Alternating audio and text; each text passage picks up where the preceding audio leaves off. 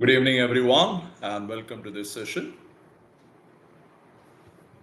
Before I begin, can you please drop me a message and let me know if I'm audible to you? Requesting you to use the chat option and drop me a feedback and let me know if I'm audible so that I can start today's session.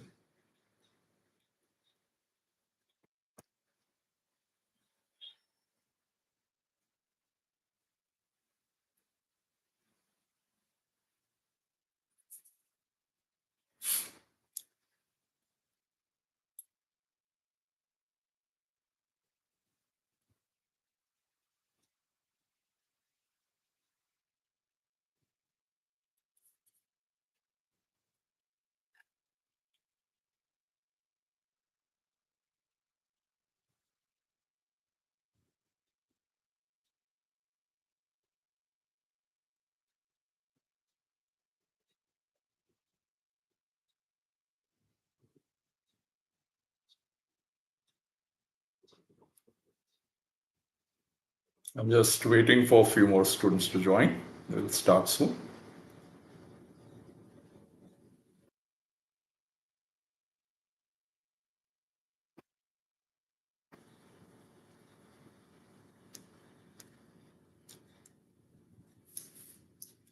So kindly let me know if I'm audible. Use the chat option and drop me a message. All right. So I have got the feedback. So let me start this session. So as you can see on the screen, we are going to talk about career-related questions that appear in business school application forms. And I'm going to give you an idea about how to go about answering those kind of questions. All right. So without any further ado, let's get started with this session. First and foremost, let's start by answering some basic queries that I'm sure a lot of you have got. Now, what are those basic queries? Let's answer them one by one. So, to start with, the question that usually people ask us is when do we need to fill up business school application forms? This is a very common question. So, in the sense that people wonder whether they need to fill them up before the CAT results are announced or do they have time to wait for the CAT results? So, please understand there are some business schools that do sell their application forms before CAT results get announced. So, colleges, let's say like SPJN or FMS or MDI Gurgaon or Xavier University Bhubaneswar or IIFT or Tata Institute of Social Sciences, right? So there are quite a few business schools which are selling their application forms before CAT results. But on the other hand, there are quite a few business schools that will still be available after the CAT results get announced. In fact, you have business schools like, say, IITs, for example, or IISc Bangalore, for example, or Delhi School of Economics, for example, right? There are many business schools like this which haven't really released their application forms so far, and they will only release their application forms after the CAT results get announced. And I believe that's a very ethical way of doing this. Why am I calling it a very ethical way? Because it gives the student an advantage of having to look at their CAT percentile, and then they will decide whether to buy the application form, invest their hard-earned money into that application or not. So that's the reason I'm calling it a very ethical approach. So these business schools, IITs, IASC, Delhi School of Economics, and the NITs, of course, or say Hyderabad Central University, for instance, these are colleges that do deserve a pat on their back for having given that convenience to the students. Apart from this, there are also a lot of business schools which have started selling their application forms, but they will be available well beyond CAT results also. I'm talking about colleges, let's say like NIBM Pune, for example, or Manage, which is situated in Hyderabad, right? So there are quite a few business schools like this, or for instance, Wellinkar, for instance, right? KJ Somaya, for instance. So there are a lot of business schools which will be available beyond CAT results also. So again, all credit to them for having made their application forms available after the results also. So now that we have got that answer, let's look at the next common query before I start with today's session. The next question is, do all business school application forms contain these kind of questions? When I write here these kind of questions, what am I talking about? I'm talking about today's topic, that is career related questions. So questions which are subjective in nature, questions which try to understand you a little bit more. So it may be a career related question. It may be a question that tries to understand your habits, your hobbies, your interests. So do all business schools contain these kind of questions? Answer is no. While most business school application forms do have these kind of questions, on the other hand, there are also some business schools which don't have these kind of questions. So there are some business schools which only ask you typical factual based questions like your name, father's name, mobile number, email ID, and so on. So there are two different types of applications, but majority of the application forms, they do have these kind of questions in them as such. Now, the next question that people ask me is there a separate application that I need to fill up for the IIMs? Now, when it comes to IIMs, please understand, in CAT application form, you did have the provision to apply to 21 of these IIMs. And as far as applications for IIMs are concerned, majority of these IIMs, CAT application form alone is sufficient. I repeat, for majority, in fact, almost all IIMs, CAD application alone is sufficient. But there are some exceptions to this. For example, IIM Rohtak is an exception to this. So IIM Rohtak usually has a separate application form that you need to fill up. And usually that application form is made available after the CAT results come out, immediately after the CAT results come out. Last year, even IIM Raipur had a separate application. So you need to keep an eye on some IIMs, very few IIMs which have a separate application. Majority of the IIMs will get covered with your CAT application form itself. Now, moving on. Now, let's start by focusing on these kind of questions. So please understand, why is it that business school application form include career focused questions? The answer is pretty simple, friends. Please understand, any business school admission committee, when it is selecting students for their MBA or let's say PGDM programs, they have certain criteria in mind. They have certain requirement in mind.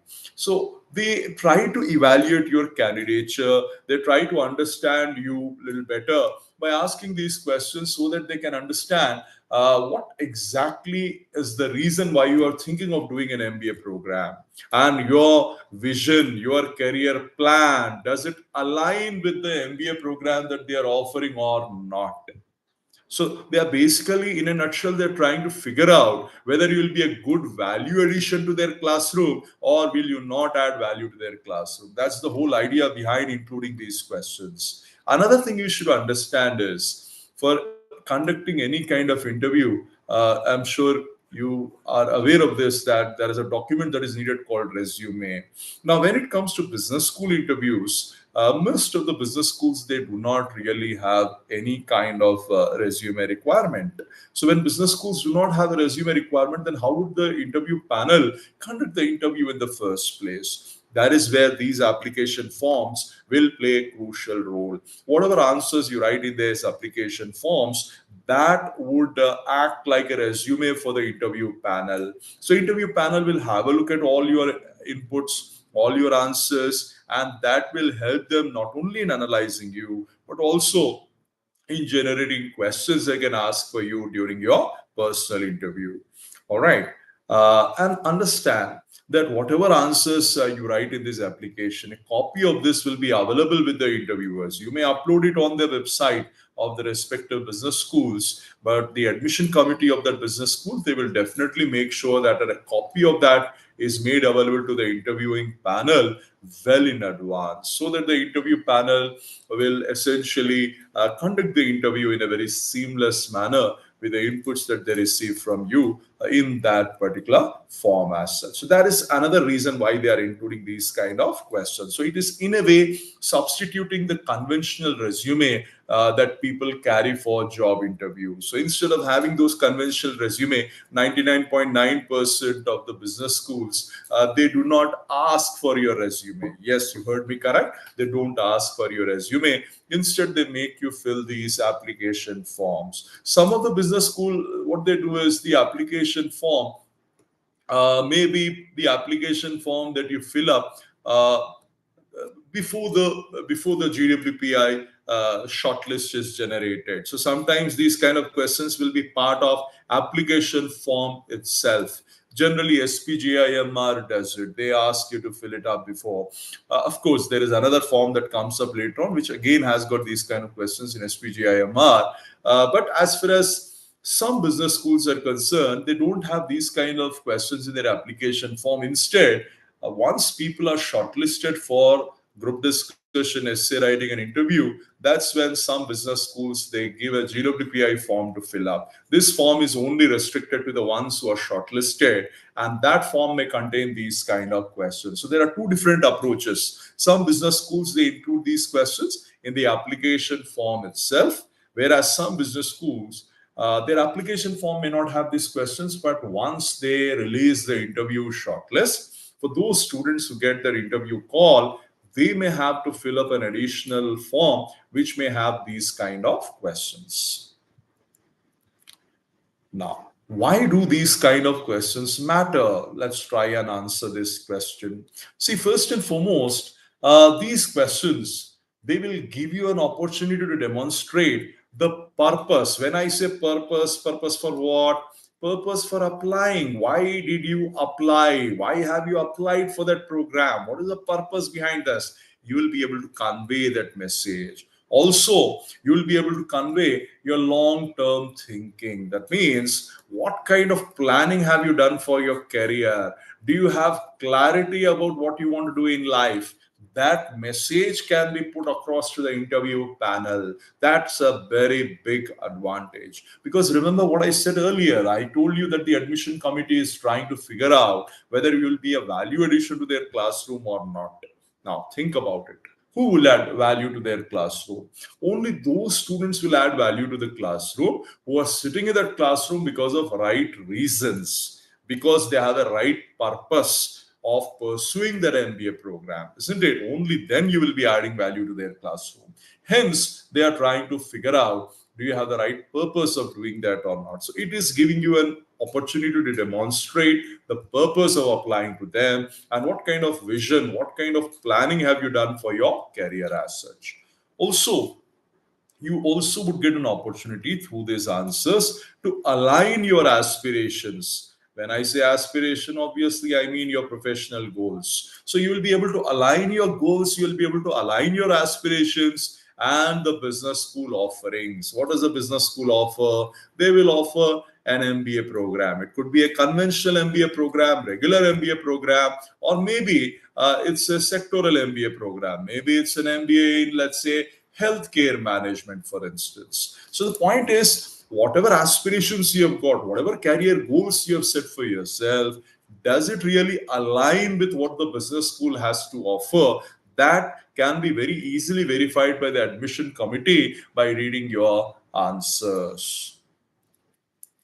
Next, and it's a very crucial point, it will help them in assessing your employability and post MBA career readiness. So remember, placement figures and placements in general, they do matter. But remember, campus placements don't just matter for you. Campus placements also matters. Campus placements also matters for the business schools, because obviously if placements are good, then the college can go across the town highlighting the kind of placement figures that they have been able to get for themselves, and that will indeed help them in building a better brand value for themselves. So what they are trying to also do is they're trying to assess your employability. Is this person employable? What kind of skill set that this person bring to the table? What kind of exposure this person brings with him or her? What kind of characteristics that that this person possesses? What kind of career awareness does this person has in him or her? So point I'm trying to make here is it gives them an opportunity to understand your employability also. Aditya Shetty and Janak Raj, I'm able to see your questions better. I'm going to answer your questions. So just be with me for some more time. And at the end of my session, I'll be answering all your questions one after the other. All right. I hope that's okay. Now, moving on. Then, of course, it also gives you an opportunity to show whether you have done enough research on your chosen industry. That means whatever industry, this is meant for those with work experience. So people with work experience, because you've been working in a certain role, because you've been working in a certain industry, whatever aspirations you have kept for yourself, have you done enough research before you figure out what career option you want to go for? Why is it that you are planning to go for MBA, and what kind of research have you done in that regard is something that you will be able to demonstrate to the interview panel through these answers. All right, moving on. Now, what are the common questions that you get related to career in a business school forms? Let's look at some of them. It will not be an exhaustive list. It's just an indicative list to give you an idea.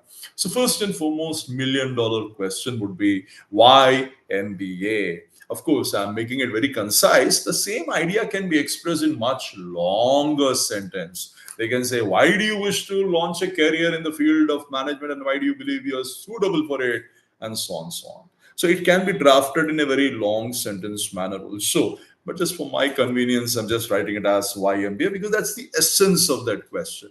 So why did you decide to do an MBA program? And another interesting take on it is, why MBA now at this juncture? Why do you want to go for an MBA program? So a lot of business schools do include this question, both in their application forms as well as personal interviews. And you do need to have clarity about how to go about answering these questions. Now, you cannot simply say, I plan to do MBA because I want to earn a lot of money.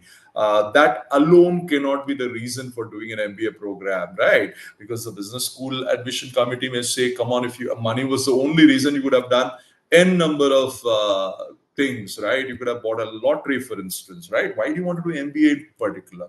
So that is where clarity of purpose comes into the picture. You'll have to explain to them how you developed an interest towards an MBA in the first place, what activities that you have done in life, both in academic life or professional life, gives you confidence that you can be a good leader one day, good business leader, good manager one day. You need to explain them what gives you that confidence.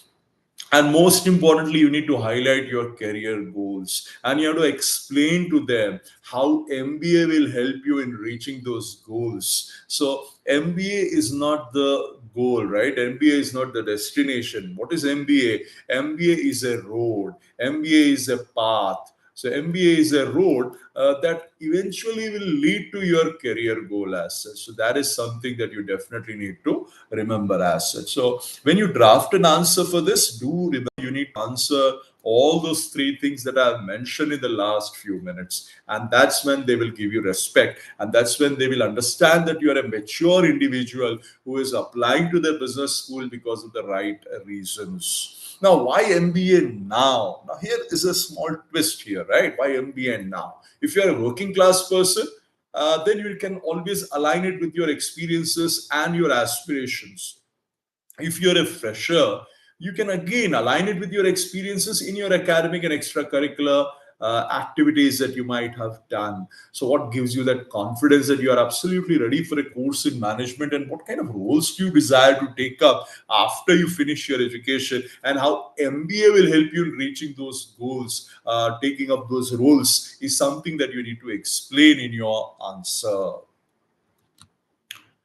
A lot of these forms also ask you to explain your career goals. Now, some business schools may ask short-term goals, some business schools may ask long-term goals. A lot of times they may not specify anything, they may simply say career goals. Then it's on you to explain both short term and long term.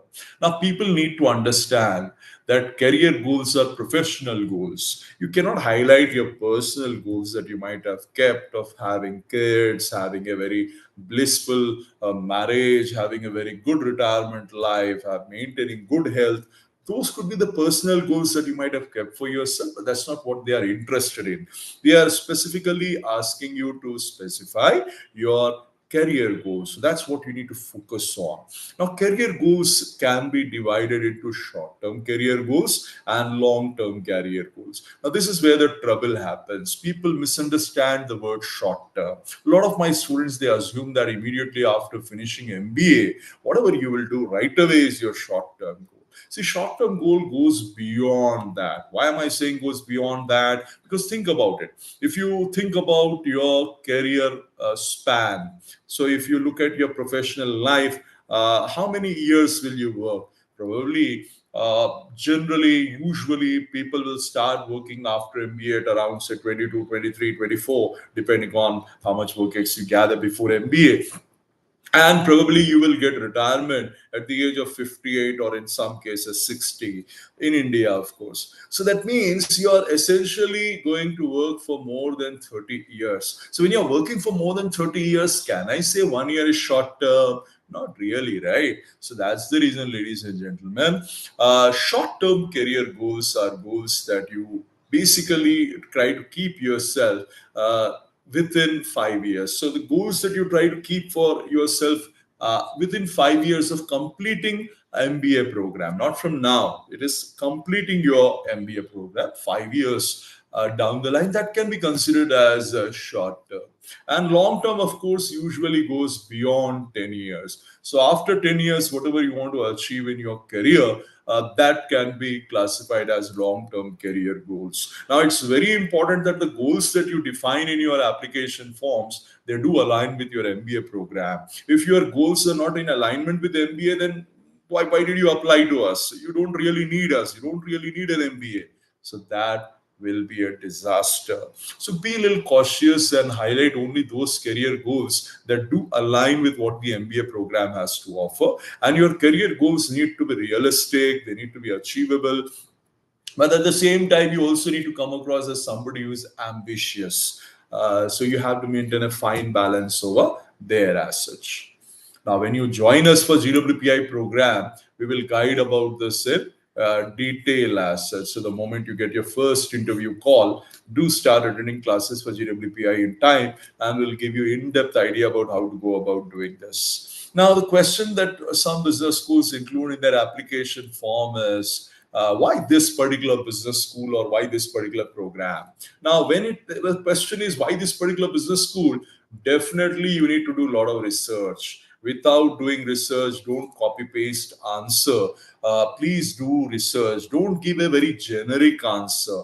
People hate generic answers. So if you only say it's my dream business school, it's a good business school, it gives good education, it's very generic. Make it more specific. You can only make it more specific when you have done enough research. So what can you include over there?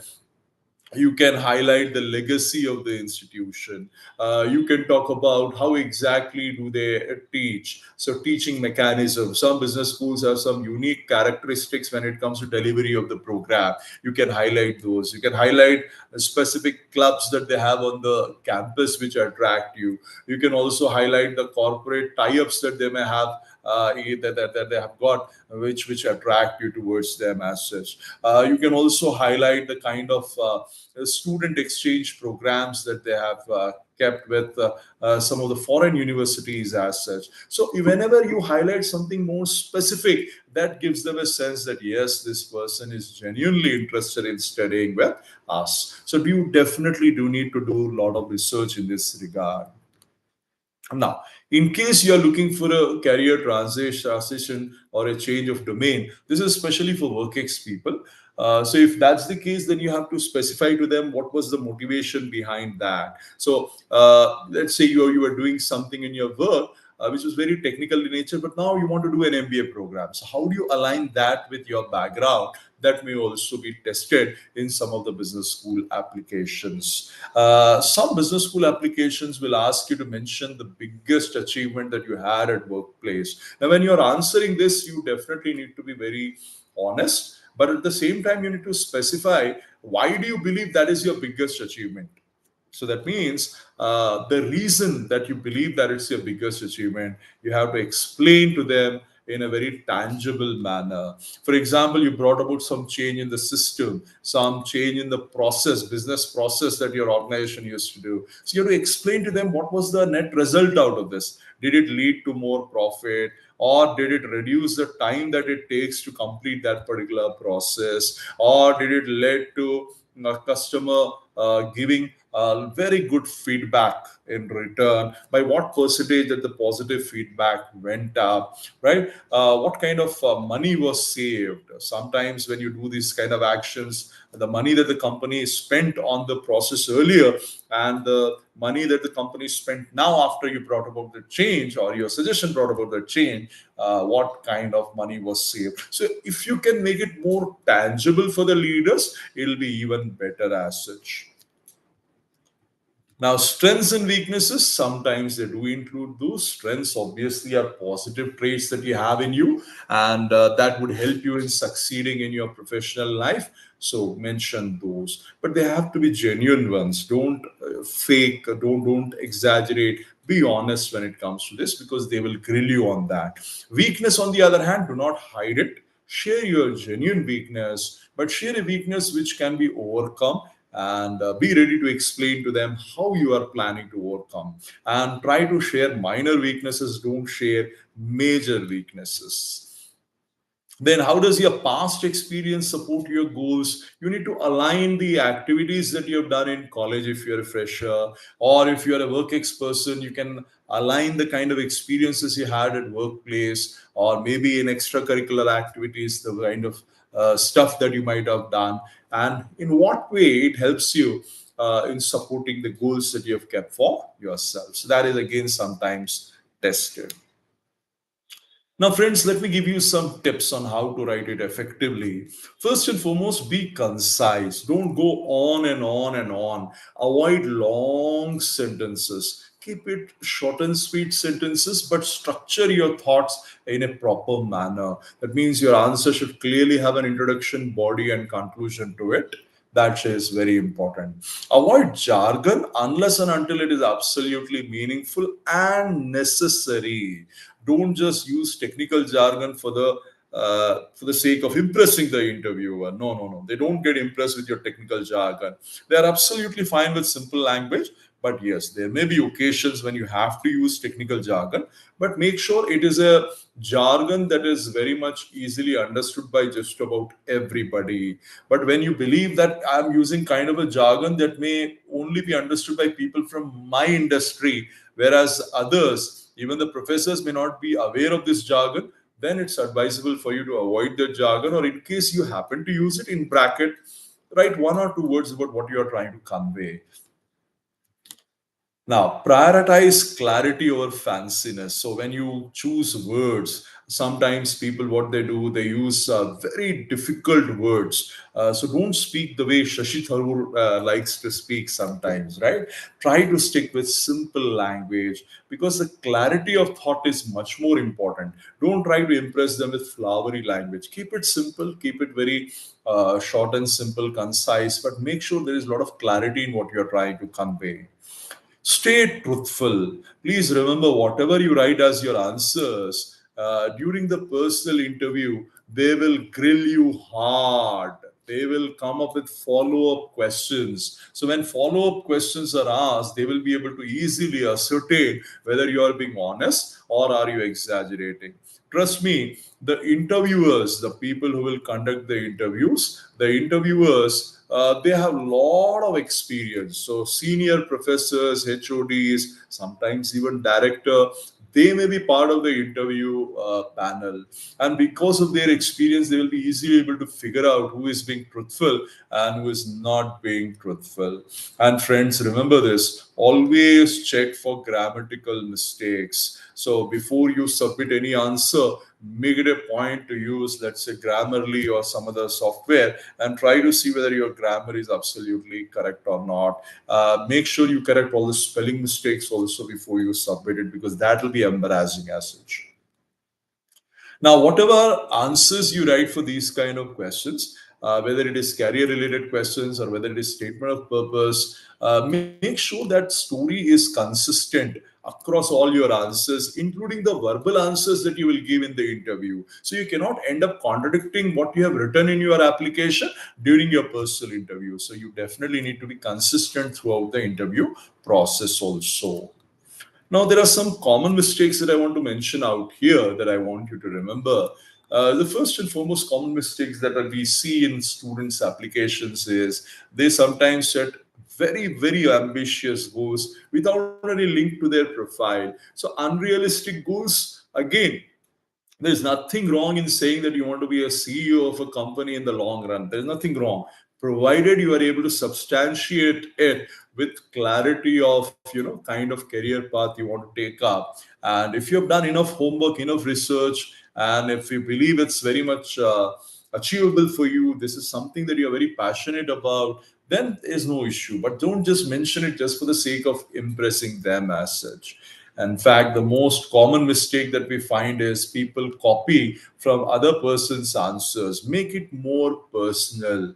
Be honest, do your own research, make it more personal, come up with your own answers. See, we at time in our GWPI preparation, what we do is we guide our students, but we don't feed them with answers. We absolutely firmly believe that it is in your interest that we should not give you answers. But what we do in your GWPI program is we help you in your thinking process. We help you in coming up with the answers. And then, of course, we also evaluate your answers. We suggest changes to your answers. But ultimately, it will be your answer. Own up your answer. Make it a very personal kind of an answer. Don't copy paste from other person's answers. Avoid using vague terms when you answers. Don't say things like I want to explore opportunities, I want to excel, without being very specific and mentioning in excel in what. So point I'm trying to make is vague terms, generic terms can be avoided as long as possible. And then, of course, when you are highlighting why that particular business school or why that particular program of a business school, don't give the entire list as such. Be more specific and think about what aspects of that business school are attractive for you. So you have to be a little honest in this regard also. Last but not the least, you have to show why you are a strong fit for their MBA program. Unless and until you do that, they are not going to select you, right? You have to put your candidature strongly and say that, yes, when I'll sit in your classroom, I surely will be a value addition to it. So that has to be the bottom line of your application. Now that I have given you the entire roadmap, friends, I want to highlight that Chimes GWPI program will help you in doing all this and much more. So the moment you get your first interview call, make it a point to start attending classes in time for your GWPI preparation, because remember, getting an interview call is important. But once you get that interview call, converting it is even more important. That's where the legacy of time and the faculty members at time will come into the picture. So we have a team which has got not years of experience, but decades of experience. And we have been able to put lakhs of students into top-notch business schools in the last 3+ decades of our existence. And that itself is a proof that our team is very effective in this endeavor. So do start attending classes for GWPI the moment you get your first interview call, because every call is important, every day is important. So don't waste any time. The moment you receive your call, please do join GWPI program. And well, before that, in fact, even before you get your interview call, get in touch with time and ask for guidance about when the GWPI preparation will start. How can I register for it? And do start your preparation as soon as possible. Now, let me take up your questions. I can see a few questions have already been shared with me, so let me answer one by one. The first question comes from Janak Raj. So Janak Raj says CAT percentile is 92, general non-engineer female, and she has given me her academic profile, which is pretty good. And the question that she is asking me is, what are the expected colleges? Uh, well, though it does not it's not the topic for today, but as an exception, because you have asked me, I'll give you some names. So, considering the inputs that you have shared with me, probably first and foremost, good news for you is you surely will get multiple IM calls. That is my prediction for you. You will get a lot of new IM calls for sure. So, do take that seriously. Though you did not mention your sectional percentiles, but I am assuming that your sectionals are good.